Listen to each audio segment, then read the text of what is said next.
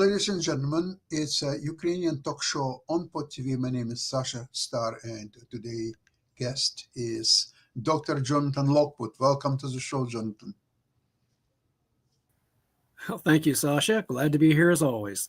Yes, it's always my pleasure to have you here, and probably Ivan will not join us today, but maybe he will. We'll see. Maybe he will join us back on Tuesday. Oh wow! I certainly hope so.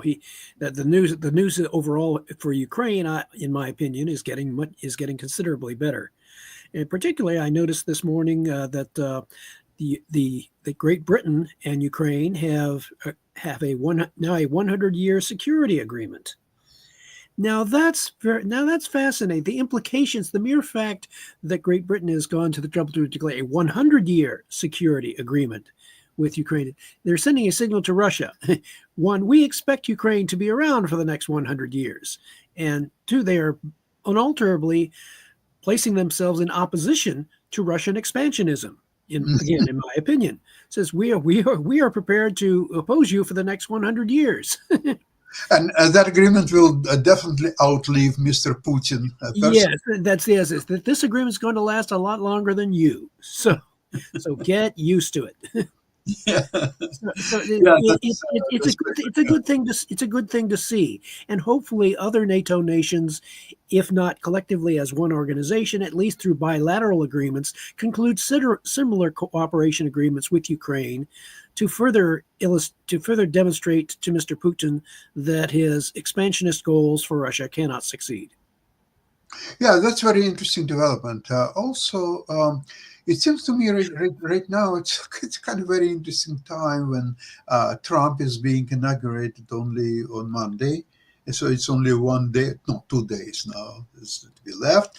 And then we are living through a very interesting time. What I would like to notice is, of course, Trump has promised to put the tariffs on the first day in the office. So I don't know, first day is 20th or 21st of the inauguration itself is on the 20th. Yeah.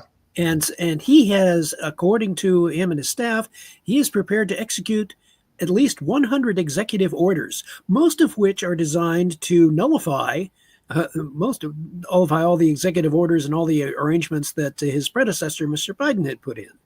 So they are going to be very, very busy. They are going to be in their first 100 days, getting the rest of their team on board, going through, because there's upwards of about 4,000 political appointee positions that would need to be filled. And they're not going to have them all done, but they don't even have, I think maybe they'd be lucky to have a 1/4 of them done by the time the inauguration begins or is over. So they're going to be very busy assembling their team, primarily relying on the executive orders, again, first to nullify as much as they can of the Biden administration that had put in place, but also to kickstart, wait for Congress to follow up and put them into permanent law. The initiatives that Mr. Trump has emphasized that he wants to put in place. So it is going to be very, very active next few months. So, and interestingly enough, the Trump team should be able to leverage or play off of all the military aid that the Biden administration is shoveling out the door, trying to get to Ukraine as fast as possible. And he doesn't have to cancel any of that. He can just simply say, okay, let's let all that aid go through, and then do whatever other initiatives he deems necessary in order to make sure that Ukraine remains free and independent, and that Russia is, if not compelled to accept defeat outright, at least agree to an armistice or a ceasefire and one that does not involve rewarding Russia in any way for having initiated the aggression against Ukraine. But here's my question. Okay, it's now very actively being prepared, a summit between Putin and Trump. And from different signals that we're getting from Trump himself and his inner cycle Yeah. advisors. Some information that, for example, U.S. would agree that Ukraine will not be part of NATO. U.S. would agree that Putin will keep all the territories that he grabbed. For example, that is even before the meeting has started, and U.S. sort of giving some presence to Mr. Putin, because something what he has to fight for to achieve is actually brought and given to him for free before even the negotiations start. What's your view on that, Jonathan? I would be very hesitant to be seen as rewarding Russia in any way for having initiated the aggression against Ukraine, and simply in stating beforehand or signaling beforehand that you're willing to give Russia without their having to fight for it or otherwise make concessions. That to me is a mistake, because the Russians do not believe in compromise. Not in the sense that we understand it. Yeah. As you know, Russia borrowed the word. They didn't even have a word for compromise prior to the early 90s. There was no such thing. The concept does not exist.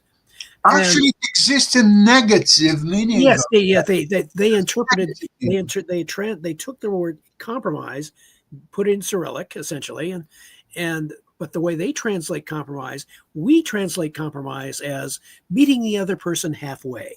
In other words, both sides gain something. And from the Russians, they translate it as mutual surrender, which means both sides lose something. And so it's a very negative connotation. It reminds me that in many instances, because I remember I was studying history when I was still in USSR, and for example, when they wanted to punish the so-called enemies of the people, so one of the most difficult accusation to fight with was that the Mr. So-and-so compromised with the enemies of the people. What means compromise with anything with the enemies of the people? It doesn't even discover compromise of what. What was his exact mistake? He agreed to this and that and disagrees with this and that. So which concludes as having compromise? No, he just being in contact with enemies of the people, that already so bad things that it rewards basically capital punishment, which many instances was actually used. So the compromise is a very negative concept, not even a word, it's a whole concept. You never compromise with your enemies, okay? So if there is no compromise, then how you can achieve any understanding? It's the same reason that the Russians don't really understand the concept of a contract. There is no such thing as a mutually agreed an agreement that is mutually binding, that cannot be broken. And the Russians have no concept of that. That is why it is so difficult to conclude trade agreements with the Russians, because they see it's just something like something that's made to be broken. I see all these agreements so good only until Russia agrees to abide by these agreements. As soon as Russia disagrees, there is no agreement in place. That is why the Trump administration should be very cautious and very circumspect about any kind of negotiation, because the apparent assumption may be that these agreements are going to be made in good faith, and the Russians have no concept of doing that. It's just, and actually they believe that negotiating in good faith is a weakness. Exactly right. Yeah. And that is why you negotiate. It's really a non-starter to negotiate with Russia in the expectation that they will honor any sort of agreement.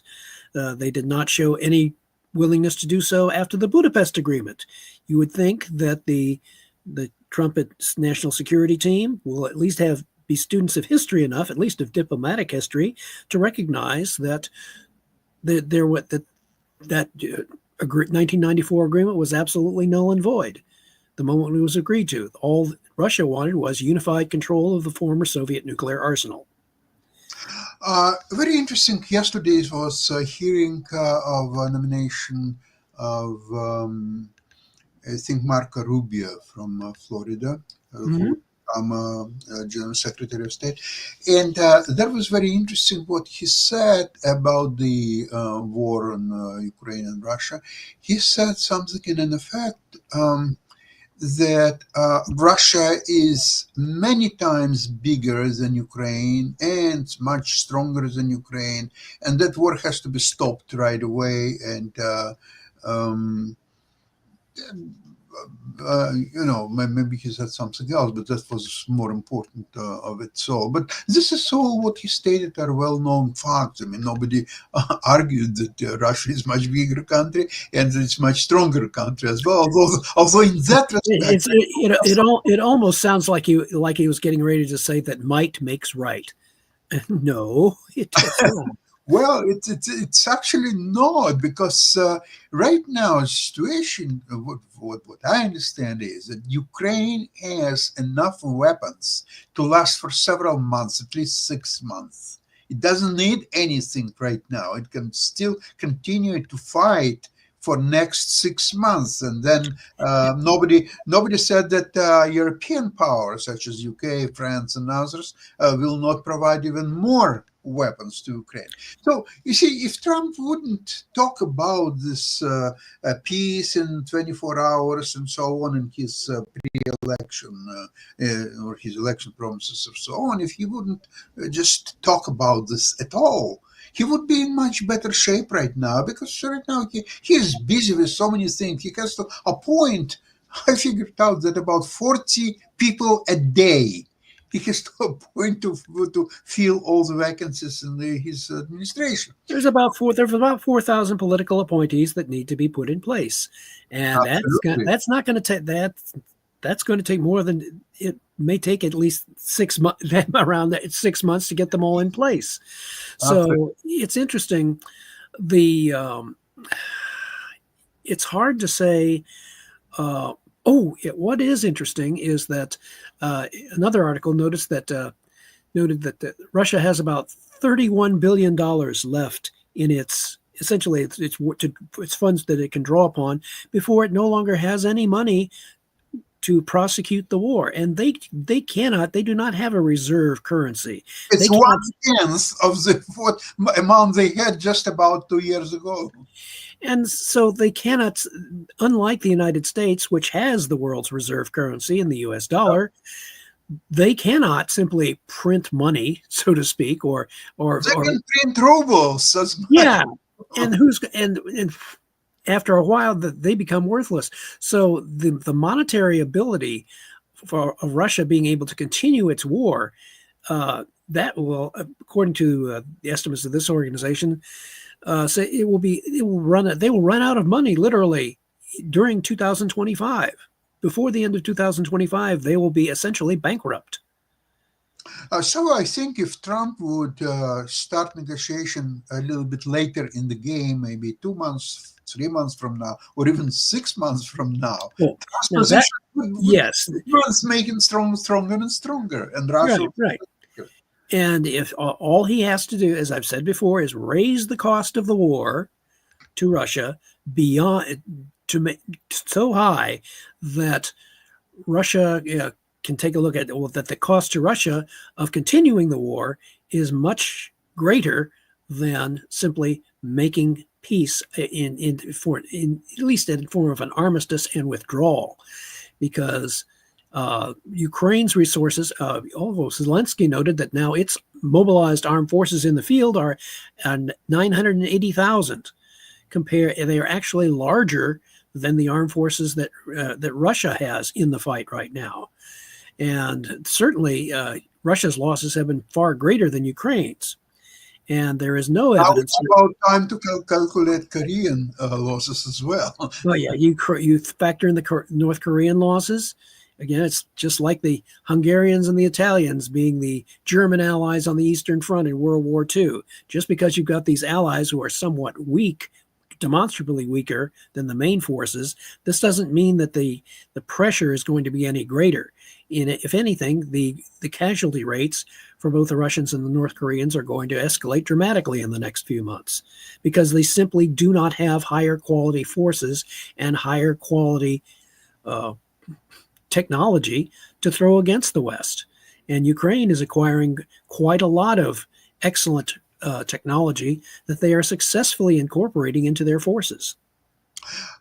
Jonathan, I think the biggest obstacle to a peaceful solution is a situation of Mr. Putin, who has to, once the war is over, or at least armistice or some kind of ceasefire achieved, what he has to present, how he's going to present it to Russian people. The hundreds of thousands killed or maimed, economy is basically has been destroyed, and so what's been achieved for the last 3 years of brutal war? What's a benefit to Russian people Putin can demonstrate? This is his biggest dilemma. That's why continuation of war could be the lesser evil for Putin. Just to continue the war, doesn't matter. We will lose, we will win eventually or something, but just to continue. So nobody will ask him the questions. Mr. Putin, so where we are now. What are we doing? Yeah, you saw you remember what happened at the end of the First World War, in which millions of people on both sides died, and to no lasting benefit. It solved nothing. If anything, it simply set the stage for the eventual Second World War. And the armistice settled nothing, proved nothing, and it was done. It was dubbed by several historians the unnecessary war. And you are seeing a similar version of that taking place right now. Ukraine is a necessary war because it's for their existence. But it's not their choice anyway. It's not their choice. They had no choice in that war.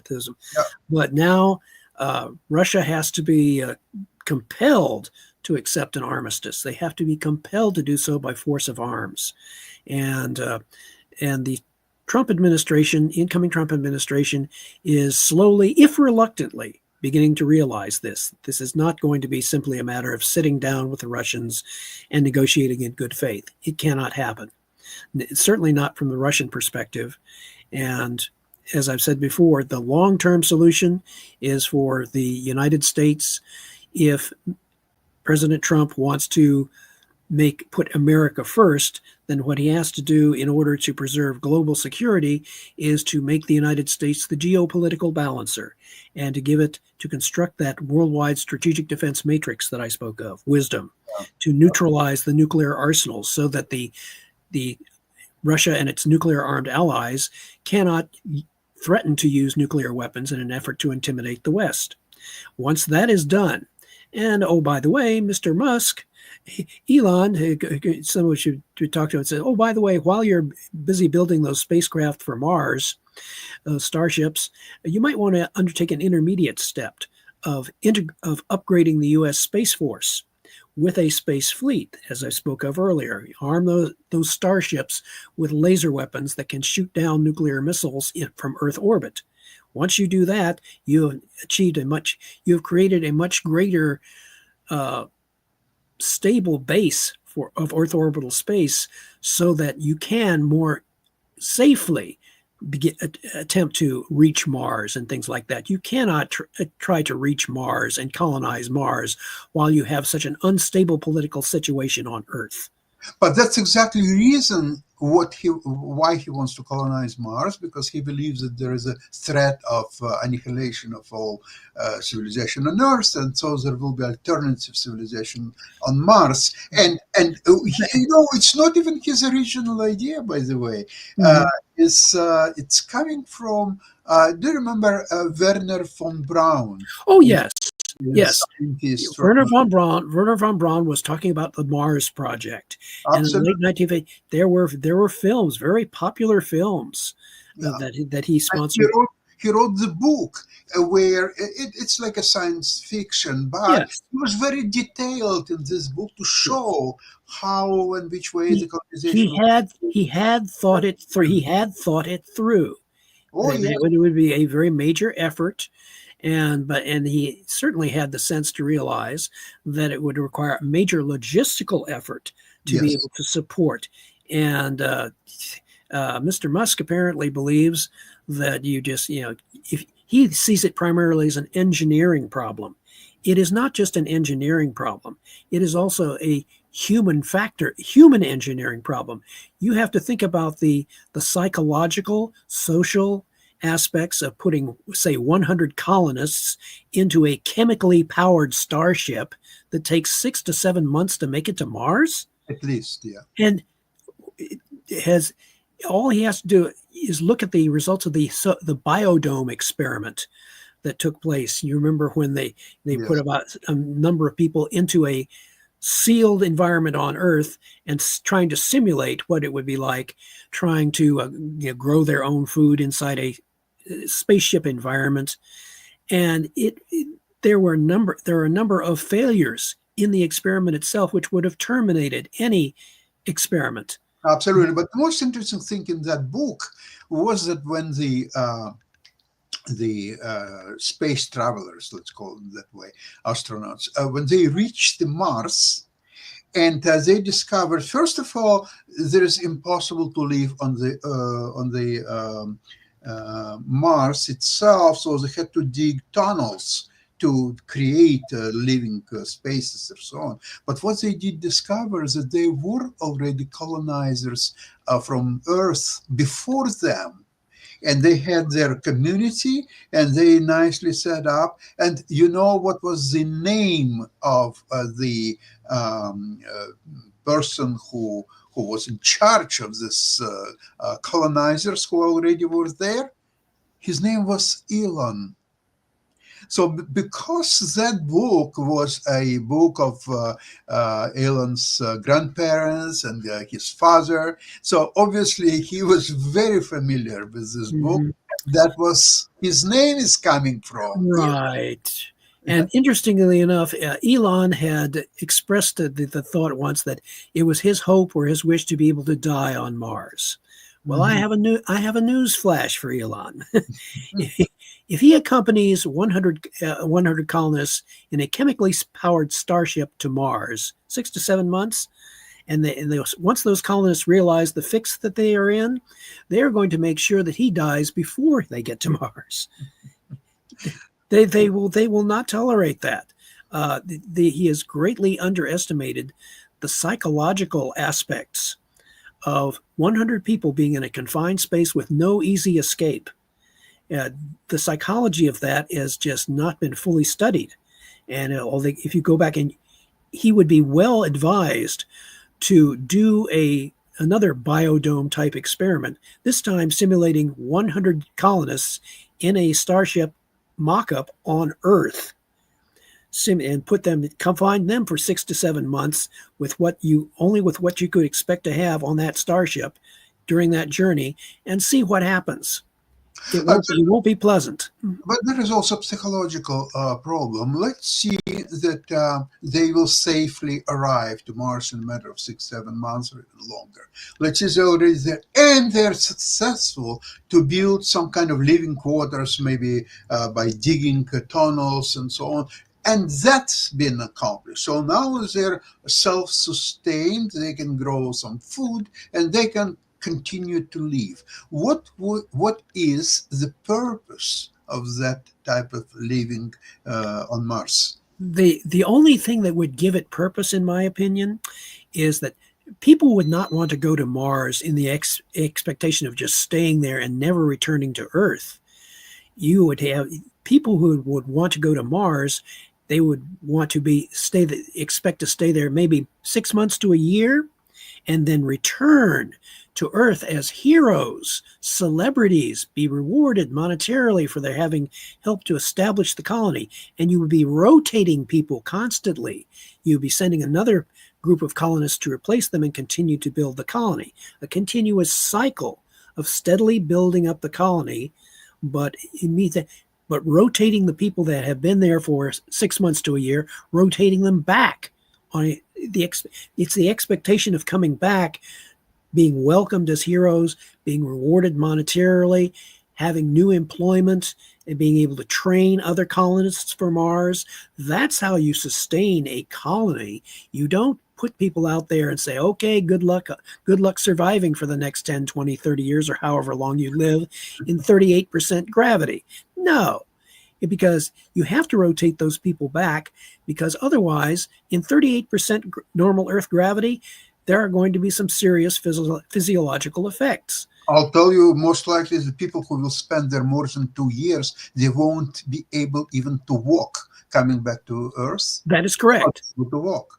Exactly. They will have Mark Kelly, or now a senator, when he came back from the space station after about a year or so, there are some YouTube films that shows him having to learn to walk again, because he was in zero gravity essentially for nearly a year. And so those problems have not been addressed. And basically, the best way to address them, oddly enough, from our perspective, is compromise. You don't put them, you compromise. You don't put them on Mars permanently. You rotate them. You could create a sort of industry, because especially if you find materials or resources on Mars that are worth sending back to Earth, now you've got something. If you can make it economically sustainable. At the risk of sounding like one of those alien races, the Ferengi from Star Trek The Next Generation, in risk of sounding like that, space must be made profitable before it can be made habitable. But tell me, as we discussed, Trump being a transactional president, he might go for that. he might go for it. But at the same time, he will ask Elon Musk, where is the money? Okay, so we'll get this spaceship on Mars, and they will successfully colonize it. They will come back. The new people will come to Mars. Where is the money? There has to be a source of revenue or profit or wealth that can be generated from doing this. Now, part of this that would make it more profitable for Martian colonization efforts would be the establishment of, at the minimum, nuclear thermal propulsion. Nuclear powered rockets to get to Mars, which would cut down the travel time to, they say, about to 2 months. Okay, that's better. That's still not optimum, but certainly better than 6 to 7 months. And if you eventually get to fusion power, where we develop fusion power, that not only makes travel to Mars much faster, maybe a couple of weeks, very doable, but it also, every time that we have developed a new source of energy in Earth history, it has resulted in an explosion of wealth, because you can do things more cheaply. And so it has been true of nuclear power. And it would certainly be true of fusion power, because we are on the threshold. We have had a few instances now of being able to successfully generate more energy out of the fusion reaction than we put into it. If we get to the point where it becomes commercially feasible to produce fusion power consistently, that will give humanity an unlimited source of energy for everyone on Earth, essentially forever. And that is why fusion power is worth seeking after, because it generates opportunities and it generates sources of wealth which we cannot imagine now.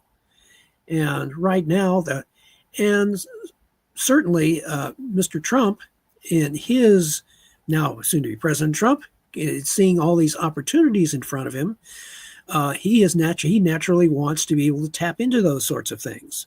And if you want some greater insight into what his strategic state of mind might be, I would suggest to you and to our audience the book by Tim Marshall, Prisoners of Geography. I would it is a very excellent. He says 10 maps that explain the world, 10 maps, 10 different areas of the world, and I will not spoil it for our listeners, but definitely read that book, Prisoners of Geography, and because it will explain to you as well as any other book can what President Trump's strategic outlook might be in his second administration. So, would you consider Ukrainians to be prisoners of geography? They are, in a sense, because the book explains why Russia is he focuses on Russia in one of the chapters, and why all Russian rulers have been and will continue to be prisoners of geography, of their own situation. And Ukraine, they're in effect a hostage of the prisoner, because that is where their geographic situation is, where their concept of безопасность, without danger, emerges. Yes. In order for Russia to feel secure, its neighbors must be made to feel insecure, if not subordinate, if not part of their empire.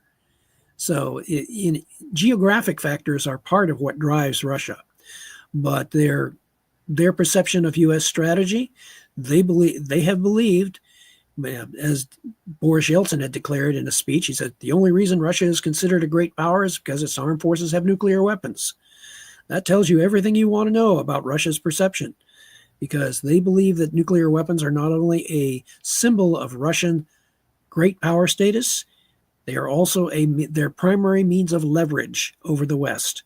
And we can see how the Russians have repeatedly tried to double down on their nuclear power status in an effort to intimidate the West, to rely on their fear of escalation in order to achieve their goals.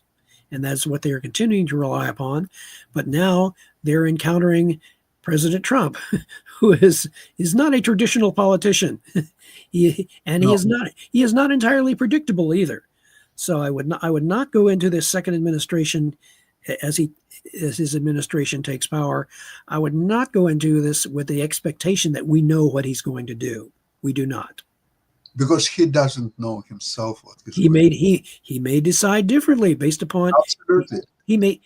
The late President Carter. People thought that they could predict what he was going to do. But then the Soviets invaded Afghanistan. And he changed everything. He changed everything. He initiated the boycott of the Moscow Olympics, the Russian grain embargo, and most critically of all, he initiated the major defense buildup. And all that President Reagan had to do when he came into office, he didn't have to initiate the defense buildup. All he had to do he just accelerated it. So, yeah. And in a way, President Biden's acceleration of aid to Ukraine and trying to get military assistance to Ukraine, that is not a wholly negative development. It is something that the incoming Trump administration can capitalize on. They can either accelerate it, maintain it, or they can have other ways of encouraging or preventing Russian success in its war against Ukraine. There are options, and it'll be interesting to see how they take advantage of them. Yes, we are living in a very interesting time. Yes, we are. We will see Mr. Trump in all his powers and all his wisdom starting Monday, 2 days from now. And in this case, I would like to thank you very, very much, Jonathan, and we'll see you on Tuesday, same place, same time. Excellent. Have a great weekend, everybody. Thank you. Slava Ukraini. Glory to Ukraine. Bye-bye, everybody.